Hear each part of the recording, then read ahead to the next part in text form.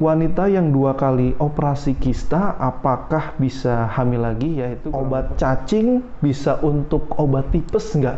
Mungkin kita...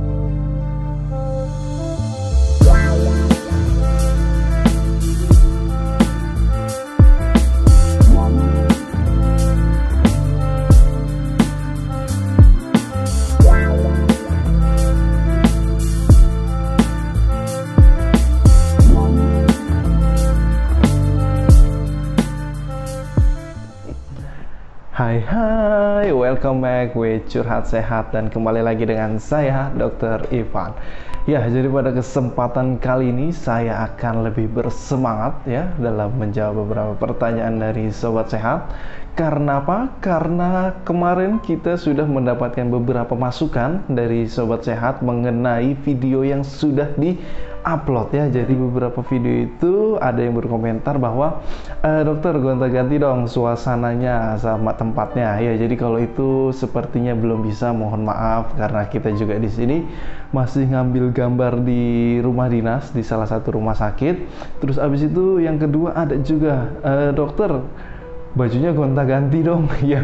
Jadi sebenarnya saya bukan yang nggak ganti baju ya, atau mungkin saya bukan yang nggak mandi. Bahkan saya lebih sering mandi sekarang semenjak ada pandemi COVID. Cuma memang kita sekali ngambil gambar satu baju itu nggak cuma bikin 1 atau 2 video aja. Kadang kita bahkan membuat sampai 3 atau 4 video sekaligus dalam satu kali momen atau satu momen ya. Jadi itu kadang yang membuat video ke 1 atau kedua itu mungkin sama, atau mungkin video ketiga atau keempat itu mungkin sama bajunya. Dan yang ketiga ada juga masukan mengenai dokter jangan kelihatannya lesu ya. Ya oke, jadi kalau misalnya yang itu kita bisa coba perbaiki, dan tentu saja kita mengucapkan banyak terima kasih kepada Sobat Sehat sekalian yang sudah memberikan kritikan dan masukan yang membangun untuk channel YouTube Curhat Sehat. Oke, jadi pada kesempatan kali ini kita akan kembali lagi menjawab dan sharing informasi yang sudah masuk di tim Curhat Sehat ya.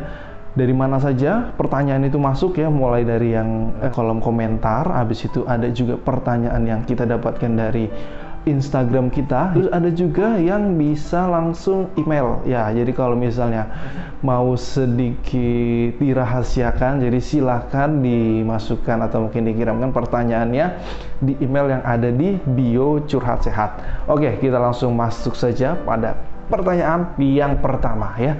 Jadi ada pertanyaan di kolom komentar mengenai wanita yang 2 kali operasi kista, apakah bisa hamil lagi? Yaitu kurang lebih pertanyaannya. Jadi kalau pertanyaannya seperti itu, kita harus kembali lagi evaluasi kepada dokternya. Jadi sebenarnya udah dijawab ya di kolom komentar, tetapi saya bahas lagi bahwa hal tersebut itu belum bisa dipastikan hanya dari konsultasi melalui video ini. Karena apa? Karena memang ada beberapa jenis kista yang ada di organ reproduksi wanita itu yang bisa menyebabkan gangguan pada kemampuan wanita untuk hamil ya, gangguan, dan itu sifatnya belum pasti. Dan yang saya tahu sendiri itu kista pada organ reproduksi wanita itu ada 4 ya. Yang umumnya itu kista fungsional, kista dermoid ya, kista multiple atau mungkin kita sebutnya polikistik ya, polikistik ovarium, atau mungkin ini lebih dikenal dengan PCOS ya, polycystic ovarian syndrome ya.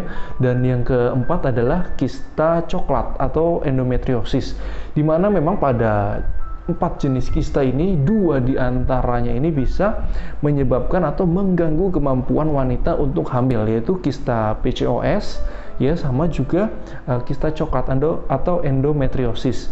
Dan selain daripada jenis kistanya ya yang perlu dikonfirmasi dengan dokter yang dulu mengoperasi, itu juga yang perlu dikonfirmasi adalah metode atau mungkin cara melakukan operasinya. Apakah dari operasi yang dilakukan itu hanya mengambil bagian kista, atau ada metode lain yang mengharuskan dokter ini mengangkat rahim ya. Jadi kalau misalnya memang sudah diangkat rahim, maka walaupun bukan kista coklat dan juga bukan PCOS, itu juga bisa mengganggu kemampuan wanita untuk hamil ya. Itu pertanyaan dari yang ada di kolom komentar ya. Itu bagaimana kalau misalnya wanita 2 kali sudah operasi kista, terus habis itu apakah bisa hamil lagi atau tidak ya, itu silahkan dikonfirmasi lagi dengan dokter yang melakukan operasi. Nah, terus habis itu kita ada pertanyaan yang kedua, yaitu makan malam apakah bisa bikin gemuk? Kalau pertanyaannya bisa bikin gemuk, bisa ya, bisa. Tetapi makan malam bukan faktor satu-satunya yang bisa bikin gemuk ya. Jadi kalau misalnya masalahnya bisa, itu bisa ya, apalagi kalau misalnya makan malam terus habis itu kurangnya aktivitas ya, asupan makan yang mungkin lebih banyak kalori, banyak lemaknya ya, terus habis itu juga pola hidup yang kurang baik ya, kurangnya olahraga, kurangnya aktivitas, itu merupakan beberapa faktor yang bisa menyebabkan kegemukan.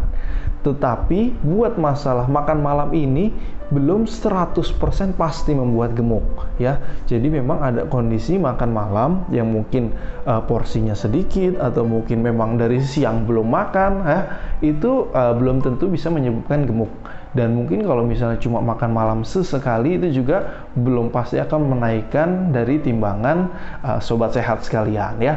Dan itu pertanyaan yang kedua. Lalu kita masuk pertanyaan ketiga ya, yang masuk melalui email.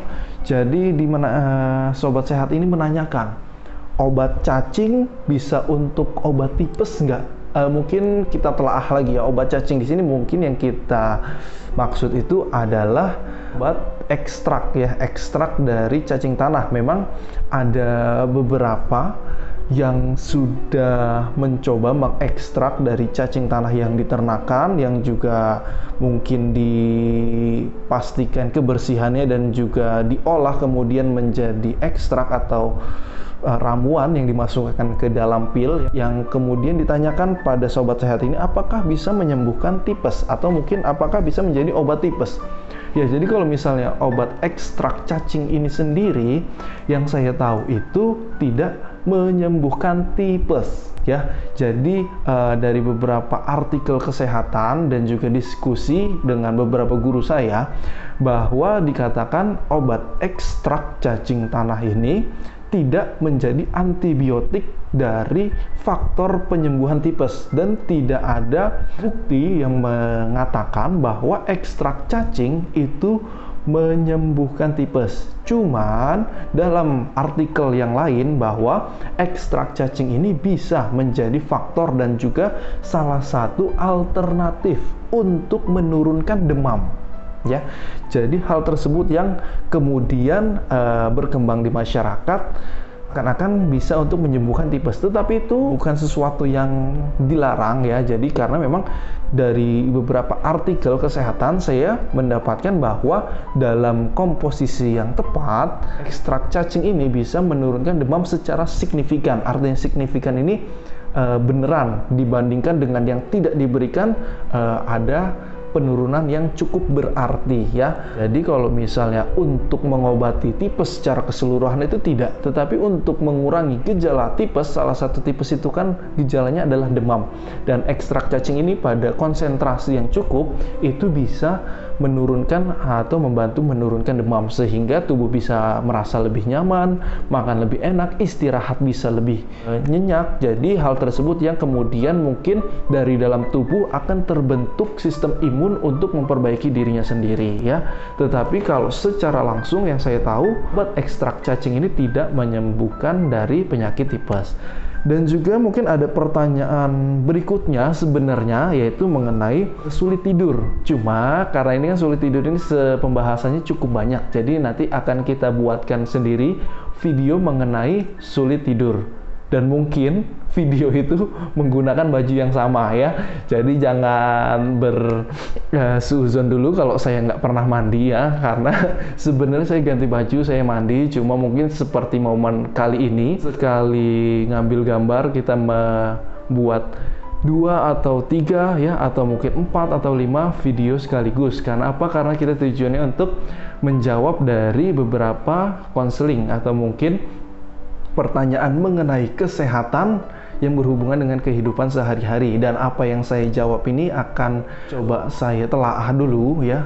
Jadi kalau misalnya bisa saya jawab, akan langsung saya jawab. Kalau misalnya saya belum tahu, akan coba saya cari tahu dulu dari beberapa sumber yang mungkin relevan untuk dunia medis. Dan mungkin kalau misalnya belum bisa juga, nanti kita simpan ya, kita cari dulu jawabannya kapan, baru nanti kita jawab pertanyaannya.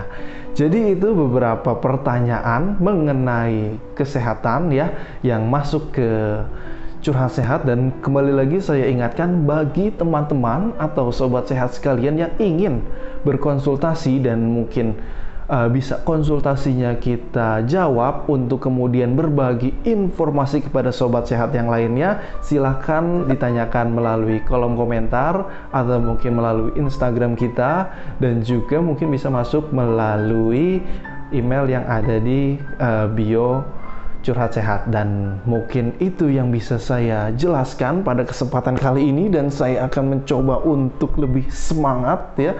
Dan apabila ada perbedaan atau mungkin pendapat yang berbeda dengan apa yang saya jelaskan tadi, silahkan didiskusikan di kolom komentar. Kurang lebihnya saya mohon maaf. Wassalamualaikum warahmatullahi wabarakatuh.